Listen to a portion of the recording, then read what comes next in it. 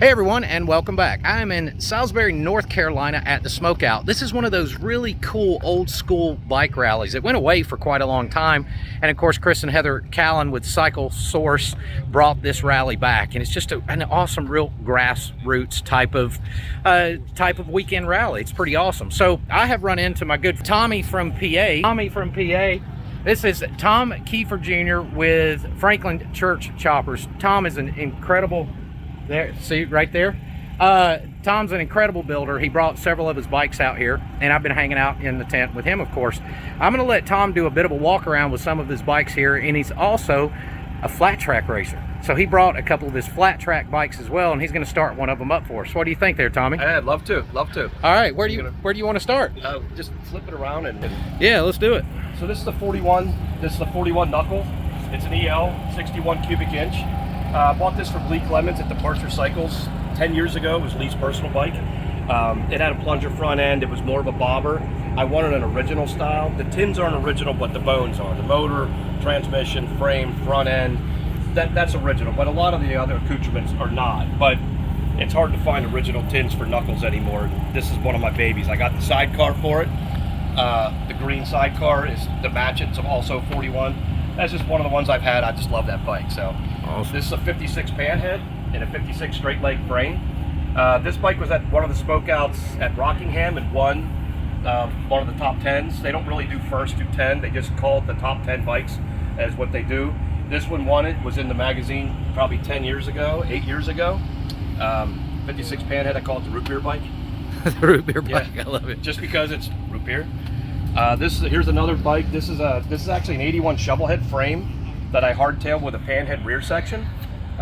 Original tanks that I narrowed, and this is an S&S KN 93 cubic inch stroker knucklehead.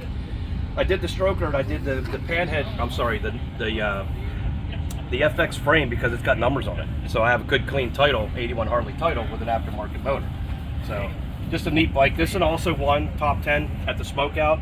I think it was somewhere around 2010 or 11. It won the top 10, so it was also in the magazine.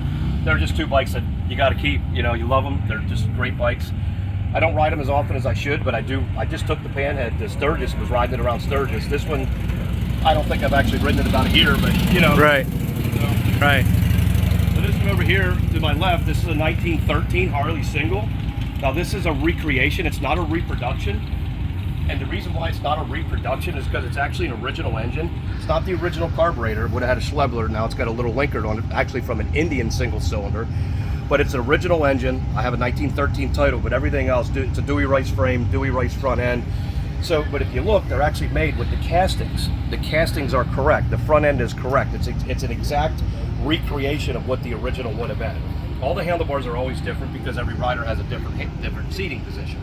But this is basically, this is a 1913. I raced this in the singles class. I did win the championship the one year, which was fun. The bike is more my speed. Does about 55 in the straightaways. Downhill with a tailwind? Actually, it runs better than you think it does, but 55 is a really good speed with no brakes, no transmission, direct drive. You know, the tire turns, the motor spins. I mean, that's the way it is. You know, it's direct drive. Cool. So no brakes, no nothing. The heels of your boots are your brakes. So for the guys that may not know, okay, so this is oil on this side, and this is an oil pump. It actually just turns the oil on and off. It's got a dripper, so you need one drip every 10 seconds. It's a total loss, which means as the oil goes down through this tube into the gears, it follows the gears up, then it drains back down to the bottom end and stays there. It never recirculates. Wow, okay. So I put about 2 ounces, 2 shot glasses full of oil in it before a race. We go out and run 2 or 3 warm-up laps, a 6-lap race, and then come in, and then after that, we drop the oil out. This side's gas. Awesome. All so right. This one over here, this is a 1944 Knucklehead. I built this bike for the Michael Lichter show in Sturgis. It's a 44 Knuckle. It's an aftermarket frame, aftermarket tins, of course. Original heads, flywheels, cam cover. The cases are not original, it's a 44. And I built the pipes. It's a GSXR front end, carbon fiber wheels. I mean, it's a great little new bike that I built for the Michael Lichter show the last year. Awesome. And then The last one that I brought, this is my 1916 twin, and this again is a recreation. It's not a reproduction.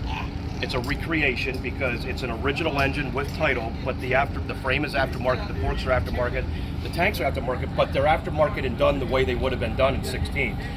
So before we start this, we take a little oil can, we put a little bit of oil, flip open the rocker oilers, put a little oil on each of them, put a little oil on the valves.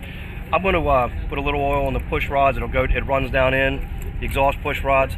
I'm going to hold in the decompression lever and spin the rear tire just so you can see the valves move for a second. This is a decompression lever, and when I pull that in, it actually lifts the exhaust valve. Now watch how stuff moves. I can do this because I don't have any compression in the motor because I'm holding this decompression. So it's coming around and stuff's moving. Now what I'm going to do is I'm going to start it up. Now pull the decompression lever again so they can see what's happening actually. It's lifting the exhaust back valve. Here, barely. Yeah. See it? It barely moves. Barely moves, lifting the exhaust valve. It lifts it off the seat. So I'm going to go ahead and start this up.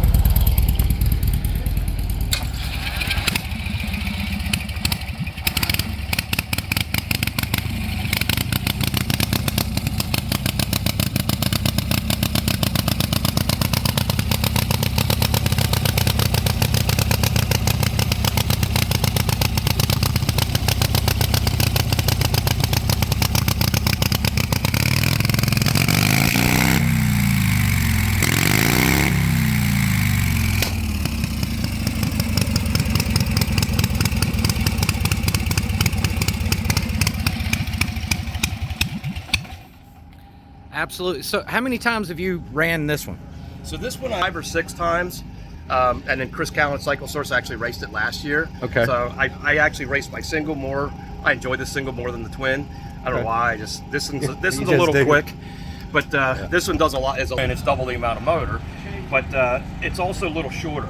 I like that one's a little longer, the wheelbase, and it's more my speed. But this one's been raced all but the first 2 Sons of Speed, so we've been in 6 or 7 races now.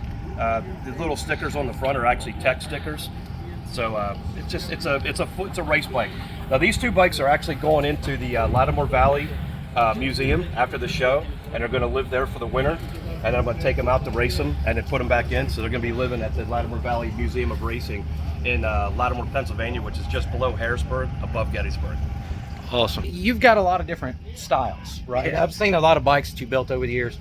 What would you say, if you could pick one, is either your favorite bike or your favorite style or genre to build? Well, my favorite style is kind of a bobber, more of the blue bike or the little root beer bike or the Knucklehead back at the back.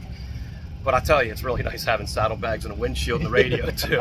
So I'm just a motorcycle guy. I got a bunch of motorcycles. I have a bunch of customs that I'm building.